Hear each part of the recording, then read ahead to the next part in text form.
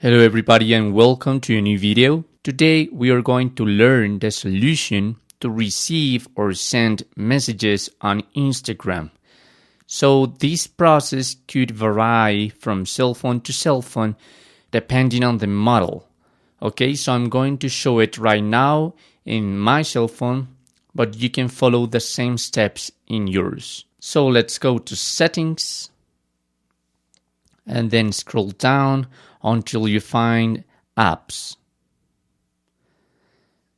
There, the second option, manage apps. And when the apps are ready, let's write Instagram.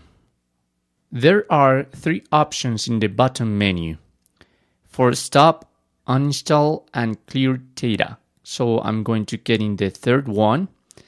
And the first option you have is clear cache. So you go in, you click on OK, and you're going to reboot your cell phone. Once done, please go to Instagram and see if you're able now to send and receive messages. If not, go again into this menu and again clear data and clear all data. The same process, click on OK, and please reboot your phone again and go in Instagram again and see if you can send and receive messages. If not, please force stop. That's the first option. If you have done everything and you can't receive messages yet, so please go to Google Play Store,